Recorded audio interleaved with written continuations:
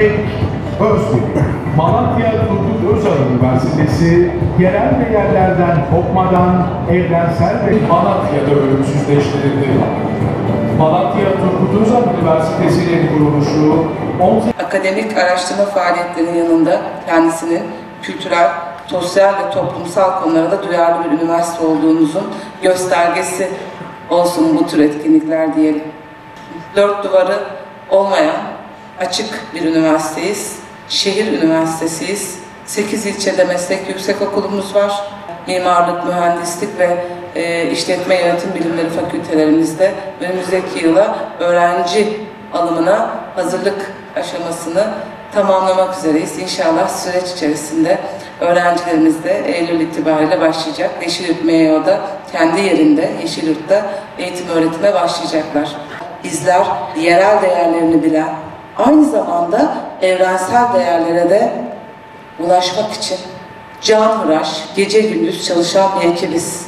Buradan huzurlarınızda ekibime de ayrıca teşekkürlerimi sunuyorum. Eğer insan mutlu olup insanlara bir faydam olsun diye yaşarsa, ki insanların en hayırlısı ona faydalı olandır, o adamın yaşamı da ölümü de anlamlı olur. Çünkü biz diyor ki her çocuk sanatçı doğar, iş sanatçı kalmasında.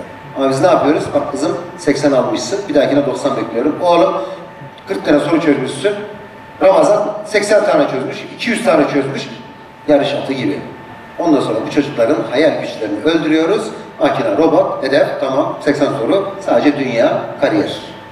Çocuğumuzu, insanımızı kaybediyoruz. Diyor, irfan kişinin kendini bilmesidir. İlmi bir teraziye koydum, bir kefeye terazinin. İrfanı birine, irfan ağır geldi. Çünkü kim ki nefsini bilir, Rabbini bilir. Kendini bilmeyip nice doktorların organ mafyasında olduğunu, nice komutanların, müdürlerin fuhuş mafyasında olduğunu. Niye? Çünkü ilim, evet rüzgar, şekil, statü vardı ama irfan yoktu. Teninize değil de bir gün gözünüzün bebeğine, gözünüzün bebeğiyle bakmanızı öğütlerim. Ben onu yaptım. Eyvallah. Başta kendinize ve şu soruyu sordum. Baktım, dedim ki kimsin oğlum? Ne arıyorsun şu alemde? Aynı şekilde kimsin kızım? Ne arıyorsun bu alemde? Bu soruyla başladı iç yolculuğum. Gördüm ki Ademoğlu'nun en önemli yolculuğu dışarıya, uzaya, Mars'a, bilmem neye değil, kendi içine yolculukmuş. En yakını kendisine en uzak kıldık biz. İnanmış, çileli, kutlu toprakların kadim bir medeniyetin evladısınız. Büyük düşünün, Allah'tan isteyin ama çalışın.